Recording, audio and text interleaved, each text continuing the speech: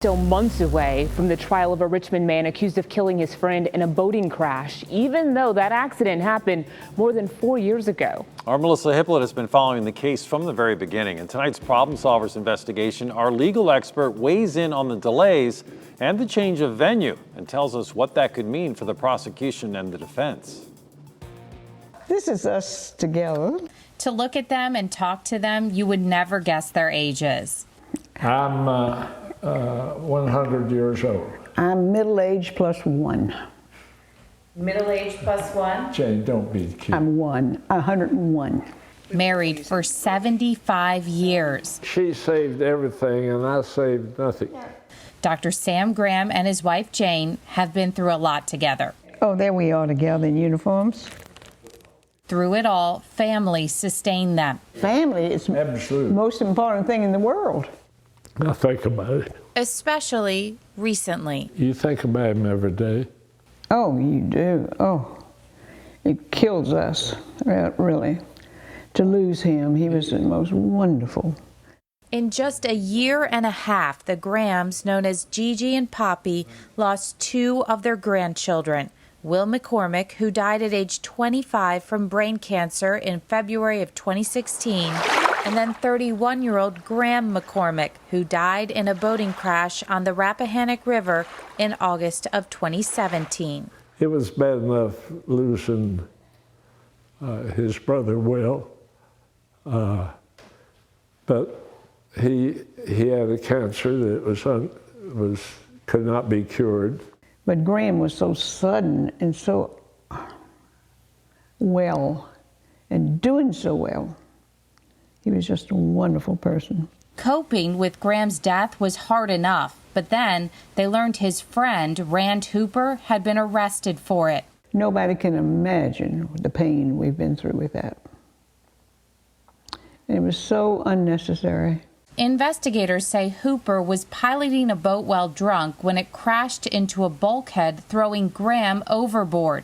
They say Hooper then left the scene without trying to find and help his friend. I just can't imagine someone, he has a boat wreck or something and he doesn't hang around to find his passenger, you know. Hooper was originally charged with involuntary manslaughter, but Lancaster County's former top prosecutor, Jan Smith, negotiated a plea deal with Hooper's attorneys, meaning Hooper would plead guilty in exchange for 1 year in jail. Graham's family did not support the deal and accused Smith of incompetence. That was a joke. That was no... That's beyond belief. Smith ended up losing re-election, and in an unusual move, a judge rejected the plea deal in December of 2019, saying the punishment did not fit the crime. Smith's replacement, Tony Spencer, never even got to handle the case after a judge decided to appoint a third prosecutor because campaign contributions made by the McCormick family to Spencer created the appearance of impropriety.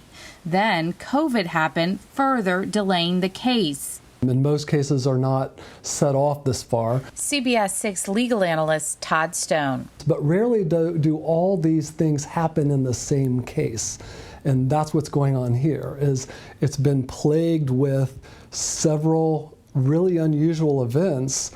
It was finally set to go to trial this past June, but prosecutors learned one of their witnesses, the medical examiner, would be out on maternity leave until mid-January of 2022. The defense did not want another pathologist to testify in her place, so the trial is now set to begin January 18th, nearly 4.5 years after Graham died. You would have to think, well, there's either some evidentiary problem that the defense didn't want to have to contend with, or they just thought that the delay would inure to the defendant's benefit and didn't want to agree to have a different medical examiner because they were getting the benefit of another continuance. I know I don't have many more days Minutes? or minutes to live. I'd just like to get it over with before I die. I'd hate to die. We want justice. Not know what the result was.